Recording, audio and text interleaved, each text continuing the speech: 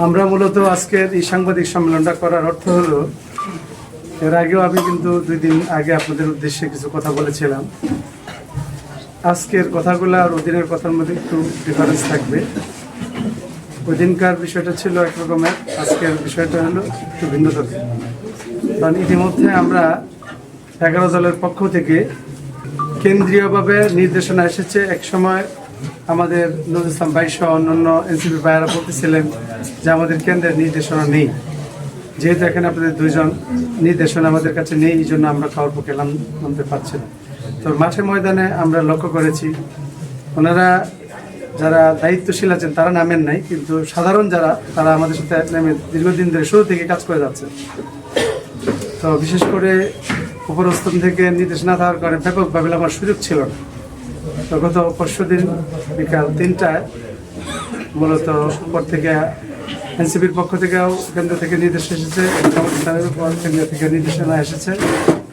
এক কথায় আমরা যে বড় দলগুলা যাদের রিপ্রেজেন্টেটিভ আমরা পুরো বাংলাদেশে করে থাকি, তাদের পক্ষ থেকে মোটামুটি সিদ্ধান্ত এসেছে যে এখানে একমাত্র রিক্সা প্রতীক থাকবে এবং আমি হেদায়েতুল্লাহ হাদি থাকবো 11 দলের পক্ষ থেকে। তো এই হিসাবে আলহামদুলিল্লাহ আমরা দিনের পর থেকে গতকালকে আমরা বিভিন্ন বিষয় নিয়ে কথা বলেছি। আজকে সকাল থেকে বিভিন্ন পর্যায়ে আমাদের মিটিং চলছে। আমরা খুব দৃঢ়তার সাথে পারস্পরিক ভালোবাসা মহব্বতের সাথে 11 দল 11টা বৃত্ত একসাথে হয়েছে এবং সকল জায়গায় সেখানে যে প্রতীক আছে সেই প্রতীকের পক্ষে অন্য 10 দলের সকল নেতাকর্মী তারা ঝাঁপিয়ে পড়েছে মাঠে ময়দানে। মূলত এই চেষ্টা সবগুলোই মূলত আগামী 10 বা 12 তারিখ যে নির্বাচন, ত্রয়োদশ নির্বাচনের ফলাফলকে ঘরে আনা, একটা ভালো একটা দেশ গড়ার নিমিত্তে আমাদের যে প্রতিশ্রুতি, আমরা আগামী দিনের বাংলাদেশটাকে একটা শান্তির বাংলাদেশ করতে চাই, চাঁদা মুক্ত এবং সন্ত্রাস মুক্ত এবং কোনো রকমের অত্যাচার নির্যাতন মুক্ত বাংলাদেশ আমরা করতে চাই।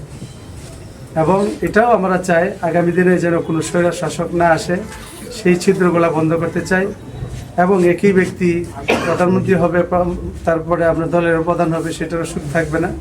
আর এটাকে স্থায়ীভাবে রূপ দেওয়ার জন্য মূলত হ্যাঁ ভোটের প্রচলন এখানে আনা হয়েছে। হ্যাঁ ভোটটা যদি হয় তাহলে অনেকগুলো বিষয় আমাদের জন্য পরিষ্কার হয়ে যাবে। আর অনেকগুলো বিষয় পরিষ্কার হওয়ার মধ্য দিয়ে যদি আমাদের 11 দলের জোট ক্ষমতায় আসে, তাহলে এই বাংলাদেশটাকে অত্যন্ত সুন্দর, বিশেষ করে আপনারা লক্ষ্য করেছেন ইশতেহার জামাত ইসলামের পক্ষ থেকে ঘোষণা হয়েছে, আমাদের পক্ষ থেকে হয়েছে, সবগুলো ইশতেহারের মধ্যে আপনারা লক্ষ্য করবেন নতুন সঠিক সিদ্ধান্ত, নতুন বাংলাদেশের দিকে আমরা এই জাতিকে, জনগণকে আমরা নিয়ে যেতে চাই। কারণ পুরনো ব্যবস্থাপনায় আমাদেরকে যা দিয়েছে সেটা যদি চলমান থাকে তাহলে আমরা এর বেশি আর বাংলাদেশকে নিয়ে কিছু করার সুযোগ নেই। আর যদি পুরনো ব্যবস্থাপনাকে আমরা ধরে রেখে আমরা নতুন ব্যবস্থাপনা যদি বাংলাদেশে সাজাতে চাই, তাহলে নতুন মানুষ, নতুন তরুণ যুবা সহ যারা এই বাংলাদেশের অস্থিতি অবস্থা থেকে মুক্তি চায়, যারা বিদেশের আধিপত্যবাদ থেকে দেশটাকে স্বাধীন দেখতে চায়। আমরা বিগত সরকারগুলোতে দেখেছি যে এক এক দলের রাজনীতিবিদরা এক এক দিকে হেলে পড়েছে। কেউ আমেরিকার দিকে হেলে পড়ে রাষ্ট্র চালিয়েছে, কেউ ভারতের দিকে হেলে রাষ্ট্র চালিয়েছে। আসলে আমরা কোনো হেলাহেলিতে নাই, আমরা সোজা থেকে স্ট্যান্ড বাই দাঁড়িয়ে থেকে বাংলাদেশের জন্য আমরা কাজ করতে চাই এবং বাংলাদেশটাকে বিশ্বের বুকে উঁচু করে মাথা উঁচু করে যেন দাঁড়াইতে পারে এবং স্বাধীনভাবে যেন এই বাংলাদেশটা চলতে পারে। বিদেশের দেশগুলো আমাদের বন্ধু হতে পারে কিন্তু প্রভু নয়। হ্যাঁ, তদ্রূপ আমেরিকা আমাদের বন্ধু, তারা প্রভু নয়, এবং পার্শ্ববর্তী রাষ্ট্র ইন্ডিয়াও আমাদের বন্ধু, তারা প্রভু নয়। আমরা বন্ধুত্বের ভিত্তিতে আমরা তাদের সাথে সম্পর্ক রাখতে চাই।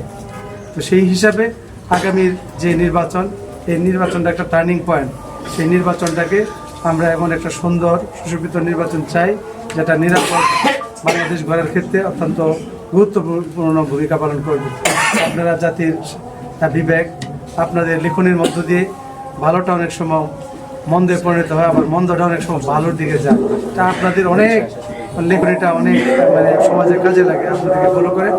এই জন্য আপনাদের কাছে আমার অনুরোধ থাকবে, সত্য বস্তুনিষ্ঠ সংবাদটা অবশ্যই প্রচার করবেন। আমরা বলবো না যে আমাদের হয়ে আপনারা কোনো কিছু প্রচার করেন মিথ্যা, আমরা মিথ্যার পক্ষে নই, আমরা সত্যের পক্ষে।